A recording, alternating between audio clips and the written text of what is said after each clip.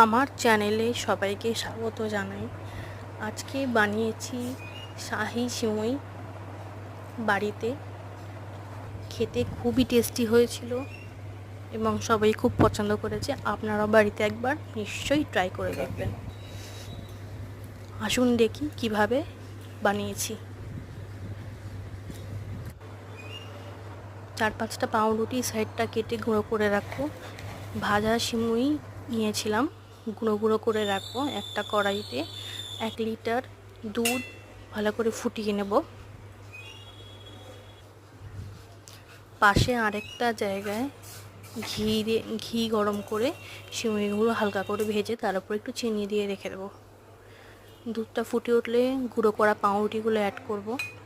এইদিকে আমারও সিমইটা ভাজা হয়ে গেছে, সেটাকে সেট হতে একটা জায়গায় রেখে দেব। দুধটা ফুটে উঠলে একটা প্যানের মধ্যে চিনি দিয়ে একটু ক্যারামেল বানিয়ে নেব। ক্যারামেলটাও দুধের মধ্যে অ্যাড করে দেব। তারপরে একটু এলাচ গুঁড়ো আর কেওড়া জল পরিমাণ মতো অ্যাড করে দেবো টেস্টের জন্য। কন্টিনিউয়াস আপনাদের নেড়ে যেতে হবে, না হলে নিচটা ধরে যাবে। মিডিয়াম ফ্লেমে গুঁড়ো দুধ অ্যাড করব, একটু বেশি করে দেবেন, তাহলে টেস্টটা বেশি ভালো হবে। নেড়ে নেড়ে জিনিসটাকে ভালো করে দেখবেন কড়াই থেকে ছেড়ে আসে, দেখবেন আমাদের ক্ষীরটা তৈরি। সিমুইয়ের ওপরে ক্ষীরটাকে ভালো করে স্প্রেড করে দেব, দিয়ে দুবার ড্যাপ করে নেব, নিয়ে রেখে দেবো।